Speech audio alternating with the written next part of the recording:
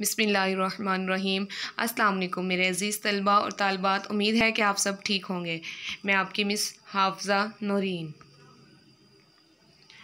बच्चों, आज हमने जो पढ़ना है सबक है वो है झूठ बोलना। जो हमने नया सबक शुरू करना है बेटा, झूठ बोलना। सबसे पहले इसका हम देखते हैं कि झूठ कहते हैं कि मुनाफिक की निशानी है कि जब भी वो बोलेगा वो झूठ बोलेगा। ये मुनाफिक कहते हैं झूठ बोलने वाले को। झूठ बोलने वाला मुनाफिक होता है। उसके बाद इस इंसान का कोई दीनमान नहीं होता। बेटा, हम बच्चे को खिला रहे हों तो हम कहते हैं वो देखो मानो बिल्ली आ गई, वो देखो तुम्हारे बाबा आ गए, वो देखो मामा आ गई।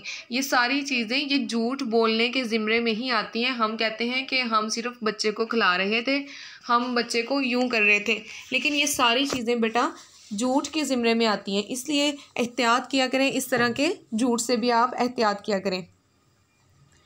उसके बाद हम अम्मी अब्बू की डांट डिपट से बचने के लिए हम झूठ बोल देते हैं। स्कूल में सज़ा से बचने के लिए टीचर ने काम होमवर्क नहीं किया तो हम बोल देते हैं मम्मा घर नहीं थी, या बोल देते हैं हम घर नहीं थे, हम कहीं गए हुए थे, मम्मा की तबीयत नहीं ठीक थी, मेरी तबीयत नहीं ठीक थी। ये सारी चीज़ें झूठ हैं बेटा, जो हम बोल देते हैं डांट डिपट से बचने के लिए। अब देखें कि इसके अंदर झूठ ख्वा खट्टी इमली खाने या कोल्ड ड्रिंक पीने के लिए बोला जाए, या अम्मी की अब्बू की डांट डिपट से बचने के लिए, स्कूल में सज़ा से बचने के लिए हो, या किसी और वजह से। झूठ हर सूरत में बुरी बात है, इससे बचना ज़रूरी है। झूठे शख्स का कोई दीन ईमान नहीं होता, ना वो अल्लाह ताला से डरता है, ना उसके अहकामात की परवाह करता है। जब इंसान अल्लाह ताला से डरे ना, जब हम अल्लाह ताला से डरते हैं तो हम कभी भी झूठ नहीं बोलते। हम अल्लाह ताला से डरते हैं, हम कभी भी नमाज नहीं छोड़ते।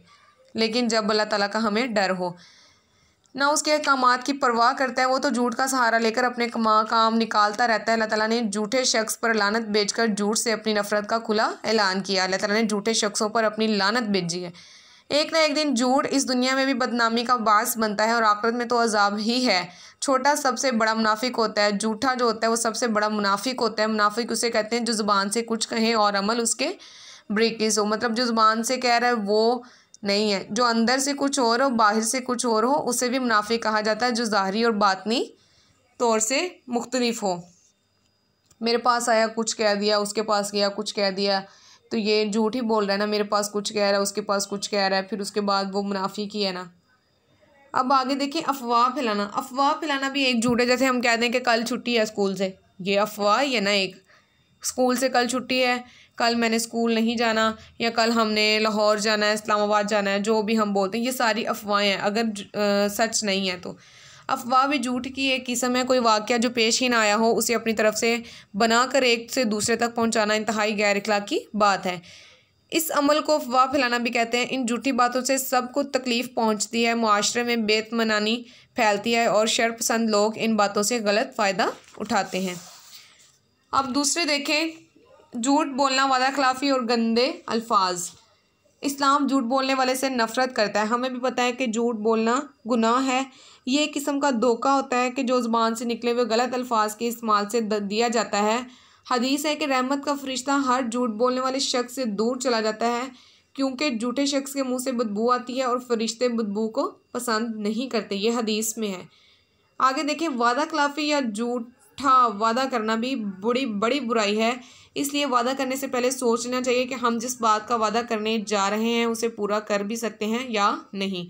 वादा खिलाफ़ी करना भी एक किस्म का झूठ और धोखा है। इस तरह गालम गलोच और बेहुदा बातें भी ज़बान के गलत इस्तेमाल की सूरत हैं। बद्दुआ या ताने देना या किसी का दिल दुखाना भी इस्लाम में मना किया गया है। देखें कि हदीस में है कि रहमत का फरिश्ता हर झूठ बोलने वाले शख्स से दूर चला जाता है, क्योंकि झूठे शख्स के मुंह से बदबू आती है और फरिश्ते बदबू को पसंद नहीं करते। अब इसमें हमने क्या सीखा है? झूठ बोलना गुनाह है। हमने सीखा अल्लाह ताला को झूठों से नफ़रत है और हमें झूठ नहीं बोलना चाहिए। फरिश्ते झूठे शख्स से दूर चले जाते हैं। वादा करके तोड़ देना, वादा खिलाफ़ी भी एक किस्म का झूठ है, जिससे गरीज़ करना चाहिए। गरीज़ का मतलब होता है जिससे परहेज़ करना चाहिए, वो काम हमें नहीं करना चाहिए। इसी तरह गालम गलोच और बेहुदा बातें भी ज़बान का गलत इस्तेमाल हैं।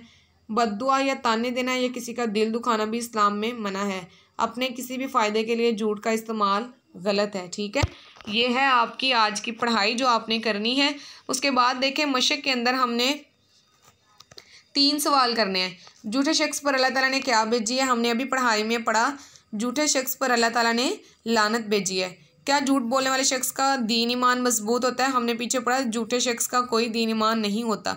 तो क्या आएगा? जी नहीं, झूठ बोलने वाले शख्स का कोई दीन ईमान नहीं होता।